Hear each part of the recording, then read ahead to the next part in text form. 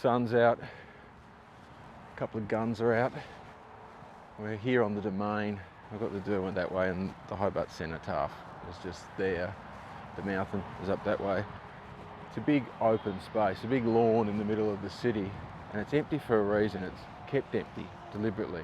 It's for everybody to share and enjoy and maybe just look at when you drive past. But it wasn't always empty. About 120 years ago, there was a building where I'm standing. That building went all the way back that way. It was one of the largest buildings in the whole country at the time. It was part of the Hobart International Exhibition, which was a big branding exercise for the state or colony at the time, Tasmania. Hadn't gone through federation at that point. Anyhow, as you can see, it's not here anymore. So why did they get rid of it? Why is it all gone?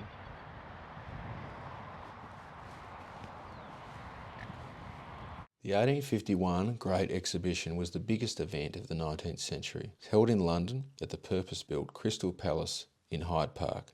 It brought together an eclectic mix of industry, art and exotic. The 1889 World Fair in Paris saw the construction of the Eiffel Tower, a structure that was meant to be temporary, but was so nice that it was allowed to stay.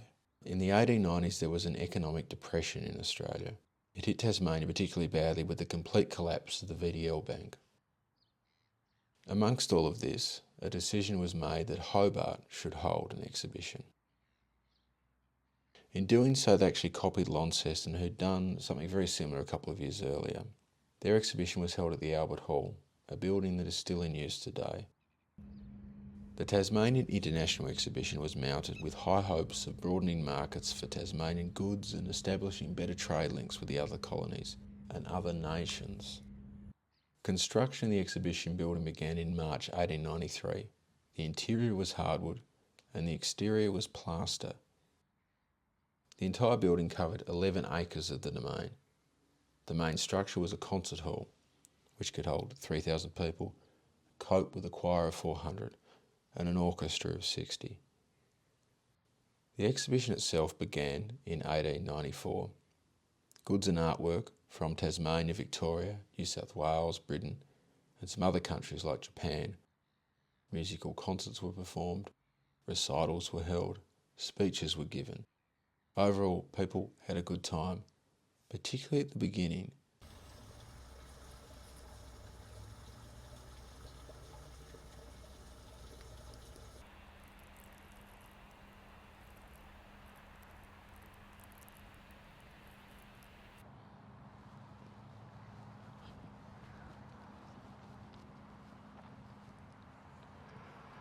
The concert hall that was here was really big.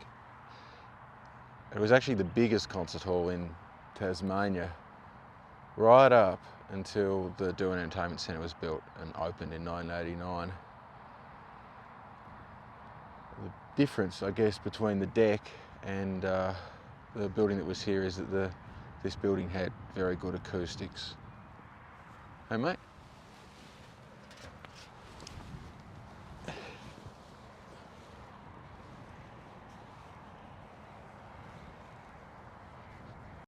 Within a few months, the officials began to notice that the attendance was dropping off precipitously.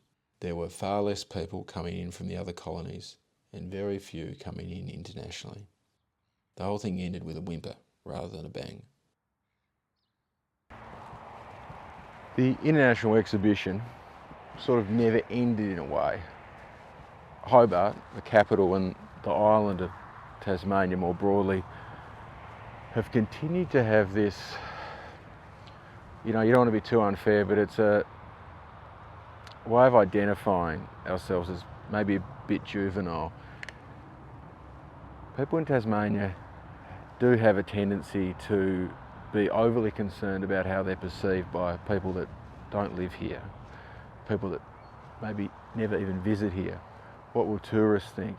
What will people in a city like Melbourne think of Tasmania? Who cares? What matters is what we think of ourselves and how we see ourselves and how we feel about ourselves. And if we do want to be attractive to people from elsewhere, then there is nothing more attractive than self-confidence.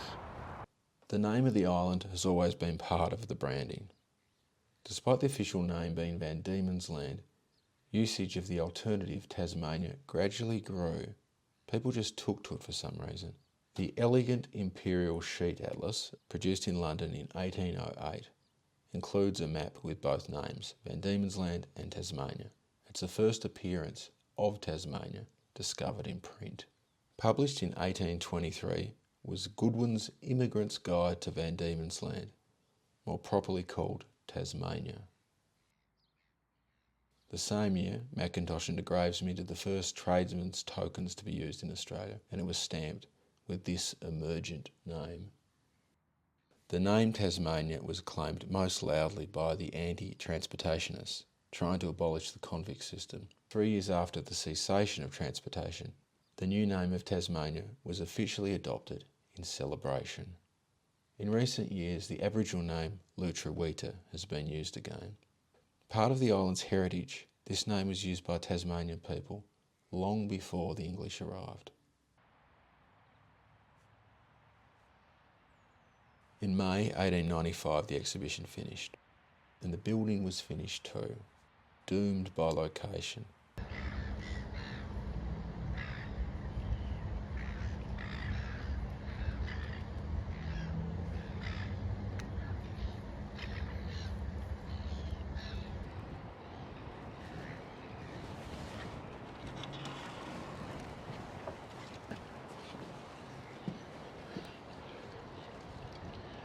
There's a bit of a debate going on in Hobart at the moment, and that's about whether there should be a full-blown AFL stadium built at the part of Macquarie Point that has been development purgatory for decades now.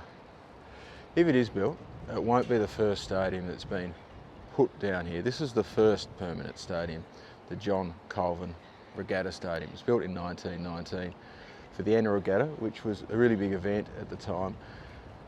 When it was built, they thought that the regatta would just get bigger every year and that would go on in perpetuity. There's this idea that if you build it, they will come, which is a pretty corny slogan taken from a mid-movie from decades ago. You have to be careful what you're going to do. The crowds vanish, society moves on, people's interests change. People go away, but the monuments are the things that the city's stuck with. Anything that gets built over there is going to be there for centuries, at least 100 years minimum. This one's been here for over 100, it's going to be here for 100 more. So the same is probably something that you can say about an AFL stadium there. The domain itself was originally created as a working person's reserve for recreation, a place to go for people who might not own property of their own. At the time, an Act of Parliament passed enshrining in legislation that no permanent structure could be erected on the domain. It never had proper foundations. It was dismantled a few months after the end of the exhibition. It was sold off in bits. Much of it went to the Brisbane exhibition and some parts went to Mathena, east of Launceston. The great mistake was the location. They could have built it elsewhere. If they had, the building could have stayed. Instead, it was demolished, denying the city a permanent souvenir. The exhibition cost a fortune, but there was zero architectural legacy. A single act of carelessness can lead to an eternal loss of beauty. In a world filled with cities clamouring to use up every available piece of land to erect nondescript towers and poured concrete facilities, the most subversive thing you can do is leave land open and finish with nothing more than lawn, grass fit for cows.